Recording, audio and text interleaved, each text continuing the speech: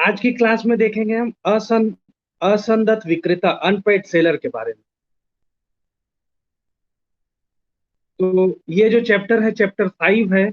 इसमें सेक्शन है 45 से लेके 54 तक। Rights of unpaid seller against the goods. तो आज इंट्रोडक्शन देखते हैं कि इसमें अनपेड सेलर क्या है। तो अनपेड सेलर जो है वो सामान्य बोलचाल की भाषा में हम ऐसा समझ सकते हैं कि जिसको उसके सामान का कीमत नहीं मिला है। तो सामान्य बोलचाल की भाषा में ये बोल सकते हैं कि ऐसा विक्रेता जिसको या ऐसा सेलर जिसको पेमेंट नहीं हुआ है। तो इसका डेफिनेशन दिया हुआ है आपका सेक्शन 45 में। और जो मेन चीज इसमें है कि इस क्वेश्चन के साथ जो और डिस्कस किया जाएगा वो है राइट्स ऑफ अनपेड सेलर। तो ये पॉइंट्स नोट कर लेंगे। राइट्स ऑफ अनपेड सेलर अदत्त या फिर असंदत विक्रेता के अधिकार हैं। तो असंदत विक्रेता जो है उनके तीन प्रकार के अधिकार हो सकते हैं। नोट कर लेंगे इसको। पहला है धारणाधिकार, राइट टू लियन, पहली चीज। दूसरा जो है वो है right to stoppage in transit, माल माल को मार्ग में रोकने का अधिकार। और तीसरा जो है राइट टू रीसेल, माल को पुनः विक्रय का अधिकार। तो ये जो थर्ड वाला पॉइंट है ये आपका दिया हुआ है 54 में, सेक्शन 54 में। और right to stoppage in transit ये दिया हुआ है सेक्शन 50 में। और जो आपके राइट टू लियन है ये दिया हुआ है आपको 47 में।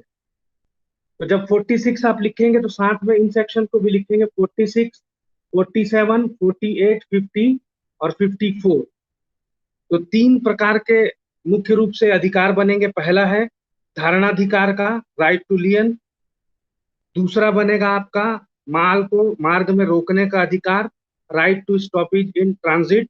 और तीसरा बनेगा माल को पुनः विक्रय करने का अधिकार, राइट टू रीसेल।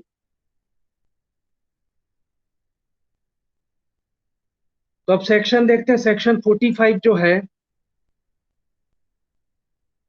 इसमें देखते हैं कि असंदत विक्रेता जो है अनपेड सेलर किसको कहा जाएगा।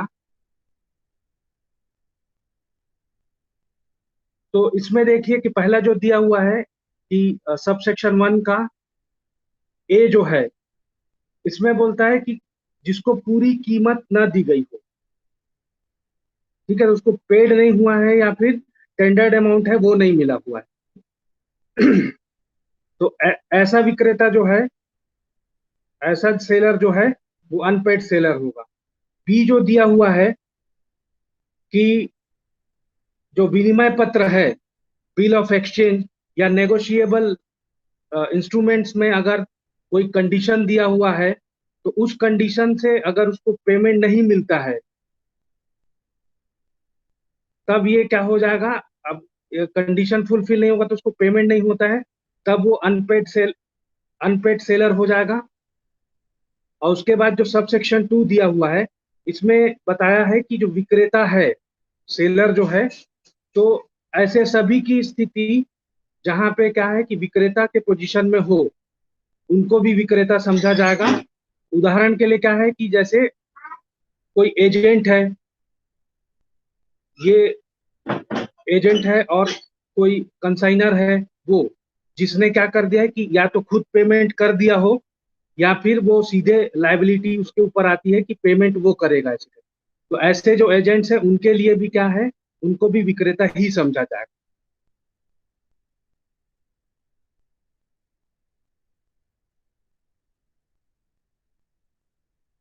तो सामान्य रूप से हम ये बोल सकते हैं कि जिस सेलर को कीमत, जो प्राइस है वो नहीं मिला है माल का, तो वो असंदत विक्रेता होगा। तो ये तीन चीजें इस 45 से, सेक्शन 45 से निकल के आती हैं कि ऐसा सेलर जिसको माल की पूरी कीमत ना मिली हो, पूरा पेमेंट जिसका नहीं हुआ हो उसको, या फिर कुछ कंडीशन से अगर पेमेंट करना हो और वो कंडीशन फुलफिल नहीं होती है तो उसको जब पेमेंट नहीं मिलता है तो होता है। अब एक एग्जांपल से समझ के देखते हैं कि पार्टी ए ने पार्टी बी से एक कंप्यूटर सिस्टम खरीदा, मतलब एग्रीमेंट करता है खरीदने के लिए और उसको एडवांस पेमेंट भी देता है। फिर कुछ समय बाद क्या होता है कि कंप्यूटर सिस्टम के जो कीमत है वो बढ़ जाती है, लेकिन जो बायर है वो क्या चाहता है कि कंप्यूटर सिस्टम उसको उसी रेट पे मिले। तो यहाँ पे उसने जो बाकी की रकम नहीं दी हुई है, उसके लिए जो यहाँ सेलर है वो यहाँ पे अनपेड सेलर माना जाएगा। ये केस में डिसाइड हुआ था श्रीमती प्रीति ए लोथलीकर वर्सेस आस पीसीओ रोड्रिग्यूज ट्रेडिंग वाले केस में। 2012 का केस है, बॉम्बे 11121 का। उसके बाद ऐसे ही एक दूसरा उदाहरण देखते हैं कि जिसमें कोर्ट ने ये डिसाइड किया था कि ऐसा एजेंट जो सेलर है उसने अगर पेमेंट जो है वो कर दिया है या फिर पेमेंट के लिए जो लाइबल है, तो ऐसा एजेंट जो होगा वो भी अनपेड सेलर कहलाएगा। तो ये जो डिसाइड हुआ था वो केस था गिरधारी लाल वर्सेस जेठमल के केस में, AIR 1963 आंध्र प्रदेश 185। तो ये हुआ आपका सेक्शन 45। अब 46 में देखिए कि असंदत विक्रेता के अधिकार, unpaid seller, rights of unpaid seller जो है, तो इसके साथ जब राइट्स ऑफ अनपेड सेलर आप लिखेंगे तो साथ में 46, 47, 48, 50 और 54 सेक्शंस भी लिखेंगे साथ में, इनके साथ में। तो वो जो 3 टाइप में आपको पहले बताया था उन तीनों में ये आएगा।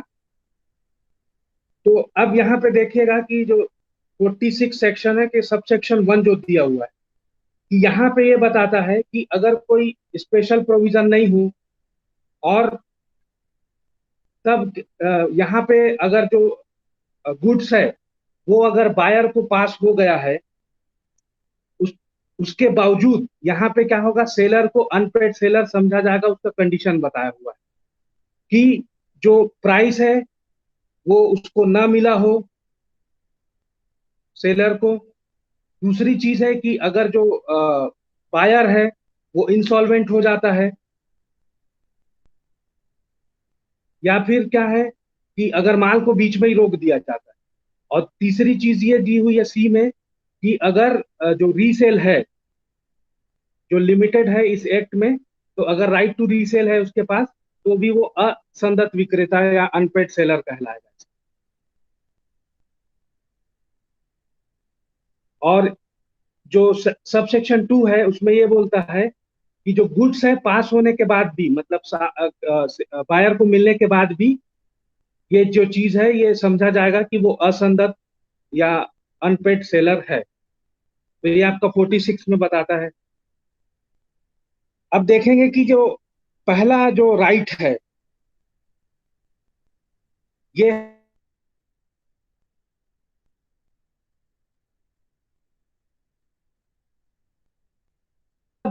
चीजों को समझा जाएगा कि सेलर के पास राइट टू लियन है। अब देखिएगा कि यहाँ पे जो पोजीशन है गुड्स का उसके बारे में दिया गया है कि यहाँ पे अगर जो पेमेंट है वो अगर नहीं हुआ है या टेंडर अमाउंट जो है वो नहीं मिला हुआ है, तब देखेंगे कि जहां पे जो गुड्स है उसका जो सेल है वो उधार में किया गया है। और दूसरी चीज है कि जहां पे सेल है गुड्स का वो उधार में किया गया है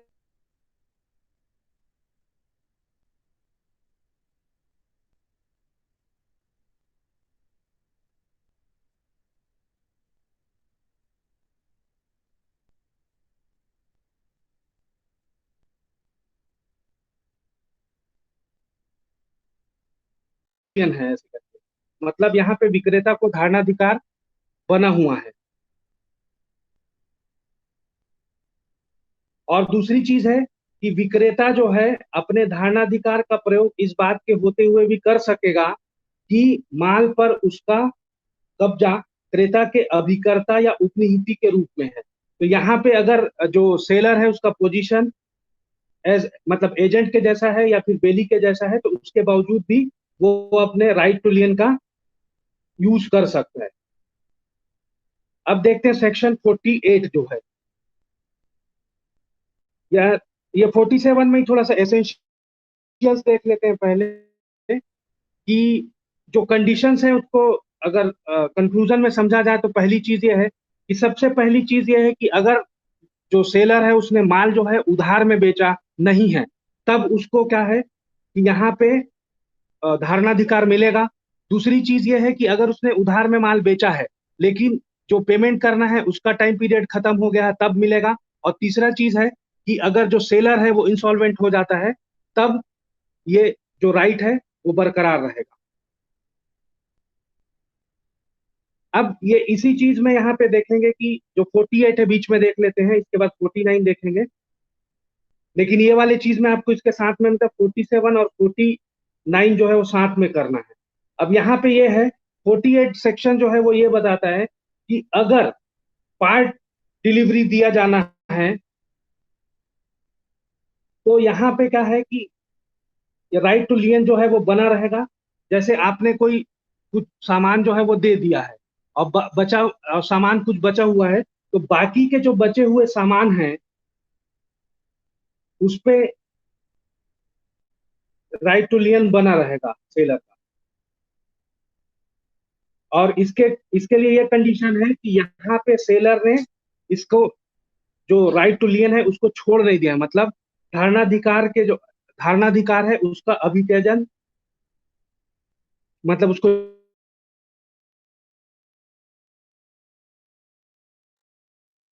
अब 49 जो है वो ये बोलता है कि राइट टू लियन है उसका टर्मिनेशन कब होगा, मतलब कब धारणाधिकार समाप्त हो जाएगा।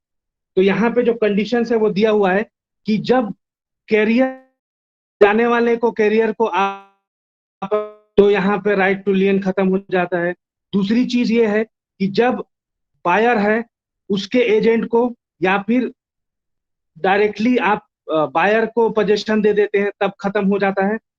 तीसरी चीज ये है कि अगर सेलर खुद वेव कर देता है इस मतलब इस राइट का, तो खत्म हो जाता है।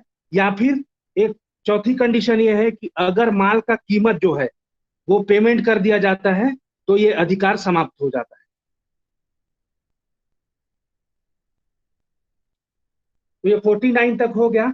अब उसके बाद जो नेक्स्ट वाला राइट देखेंगे अपन, वो है सेक्शन 50 में दिया हुआ है कि यहाँ पे जब right to stoppage in transit, मतलब रास्ते में माल रोकने का जो अधिकार है वो कब मिलेगा इसे।